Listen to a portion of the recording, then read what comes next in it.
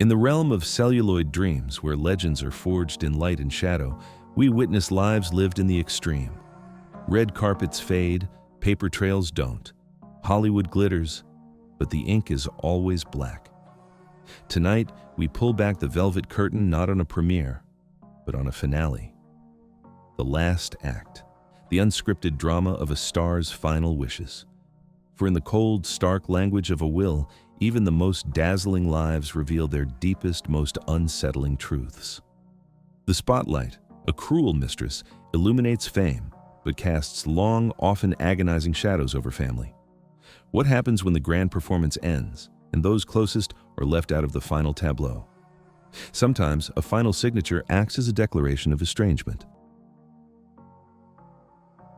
Consider the enigmatic case of Marlon Brando, a name synonymous with raw talent, rebellious spirit, and a life lived on his own terms. His talent was undeniable. His personal life, a turbulent sea of relationships and children. Reports indicate that he had 11 children. Yet, his final testament, a document crafted with deliberate precision, chose to acknowledge only the 7 living children with whom he claimed a relationship at the time. 4 children, known to the public, were conspicuously absent from the ledger. This wasn't just about money. It was about recognition. The psychological impact on those excluded was profound, wrestling with a father's decision, even from beyond the grave. Did loyalty matter? Or was this a final, solitary act of control from a man who famously defied conventions? In Hollywood, even goodbyes have contracts. For others, the exclusion was absolute and devastatingly explicit. He was the ultimate Hollywood charmer, a comedic genius who captivated generations, Jerry Lewis. His life was a tapestry of complex relationships, particularly with his 6 sons from his first marriage to Patty Palmer. The public saw the laughter, but behind the scenes, a different narrative was unfolding. When Jerry Lewis passed away in 2017, his will became a subject of intense scrutiny and ultimately a source of profound family pain. The documents explicitly stated his intention to exclude his 6 eldest children. "I have intentionally excluded." The names of his 6 sons followed. The reasons for such a dramatic exclusion were never fully articulated in public, fueling speculation and heartache. Was it the culmination of decades of strained relationships, a final act of unforgiveness? The cold reality of the legal document laid bare decades of unspoken tension, culminating in a posthumous severing of ties. For the excluded sons, it was a public declaration of estrangement, a wound that even time may struggle to heal. In this town, legacies are often decided in courtrooms, not on canvases. The irony of Hollywood is cruel. Stars who embodied wealth and luxury on screen sometimes faced a stark, humbling reality in their final days. When the applause fades, what remains for those who stood in the light? Sometimes hauntingly little. He was the epitome of suave, sophisticated charm, a leading man whose career spanned 9 decades, Mickey Rooney. He earned millions, yet the final chapter of his story revealed a shocking truth. Despite his immense fame and prolific output, Mickey Rooney passed away in 2014, reportedly with an estate valued at a mere $18,000. Years of alleged financial mismanagement, exploitative relationships, and a series of difficult divorces had eroded what should have been a vast fortune. His last years were marred by legal battles against family members for elder abuse and financial exploitation, painting a grim picture of a legend stripped of his dignity. The fight over what little remained became a bitter coda to a life of dazzling achievement. Even a lifetime of fame can't buy back what time and deception steal. Control. For actors who live under constant public scrutiny, the will offers a final, unchallengeable means of autonomy. But sometimes that control extends to extraordinary lengths, impacting not just money, but image and the very nature of inheritance. He was the embodiment of television power, a force of nature as Tony Soprano. James Gandolfini's sudden death in 2013 left a vast estate. His will was generous, ensuring his family was well cared for. But it carried a clause that shocked tax experts. Gandolfini's will stipulated that his foreign assets and roughly half of his domestic estate would be passed directly to his sister and 2 daughters, potentially resulting in the estate paying an estimated $30 million in estate tax. Experts theorized this structure was a complex, deliberate way to ensure his children were immediately provided for, or perhaps a reflection of deeper familial priorities, regardless of the staggering tax consequences. The cost was astronomical, but priority is power. He was the master of mirth, the genius of improvisation, Robin Williams. A man who gave the world laughter, yet wrestled with profound private demons. When he tragically died in 2014, his will was meticulous, but the details became a battleground over tangible personal property. His children fought his widow, Susan Schneider Williams, over who owned the objects that were the physical manifestations of his life and his genius: photographs, memorabilia, collections. It wasn't about monetary value, it was about memory. The legal term is dry, but the emotional reality was raw. The court filings detailed a heartbreaking dispute over what constituted memorabilia versus household contents.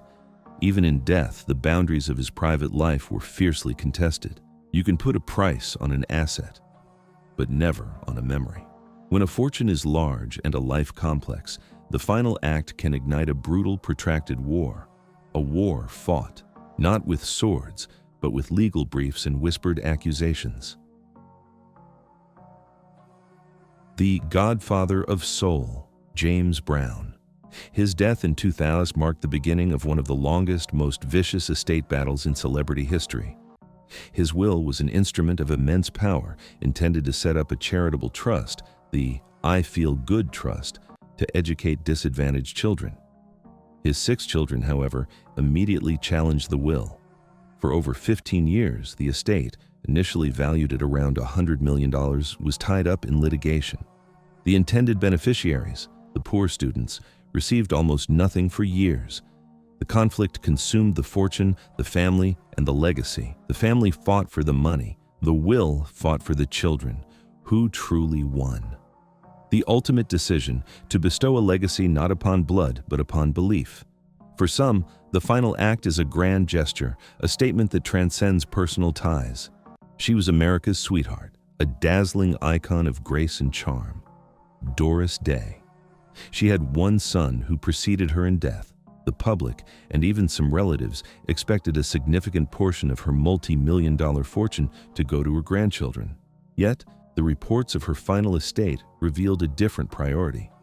The vast majority was bequeathed to the Doris Day Animal Foundation. This wasn't an act of malice, but an act of profound, unwavering passion. A legendary actress chose to champion creatures over kin in her final act. What profound solace did she find in the unconditional love of animals that she may have found lacking elsewhere? A lifetime of adoration, distilled into a single unambiguous declaration. Similarly, Elizabeth Taylor, whose life was defined by glamour and activism, ensured her own enduring commitment was finalized in ink. Her will provided handsomely for her children and grandchildren, but a significant portion of her vast estate was directed to the Elizabeth Taylor AIDS Foundation, ensuring the fight she championed continued long after the final curtain. And Kirk Douglas, the legendary leading man, left an estate valued at over $61 million. The bulk of that fortune, around $50 million, was directed to the Douglas Foundation, a long-standing philanthropic organization. His famous son, Michael Douglas, already wealthy in his own right, received nothing in the will. For these giants, charity wasn't an afterthought. It was the inheritance they chose for humanity. Some stars, tragically, never reached their final act. Their abrupt departure left behind not just sorrow, but legal ambiguity, fueling myths and unresolved questions for decades. She is the ultimate enigma, Marilyn Monroe. Her death in 1962 was a seismic event. Her estate was left primarily to her mentor, acting coach Lee Strasberg, and his wife, Paula. When Strasberg died 2 decades later, the remaining 75% of Marilyn Monroe's estate, including the vast majority of her intellectual property and image rights, which would generate billions, was passed not to her family, but to Anna Mizrahi, Strasbourg's second wife, whom Marilyn had never met. The most potent image in 20th century culture was, by her final wish, controlled by a stranger. To whom does a legend truly belong? The woman who signed the papers or the family who shares her blood? Her image endures.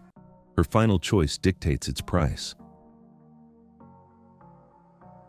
And then there are those whose lives were cut so abruptly short, the will feels less like a finale and more like a cruel omission.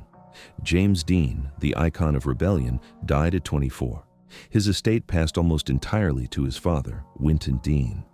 A simple, straightforward inheritance on paper, yet fraught with psychological complexity. Dean's relationship with his father was famously difficult and distant. The man who arguably understood him least became the gatekeeper of his immortal image and enormous posthumous earnings.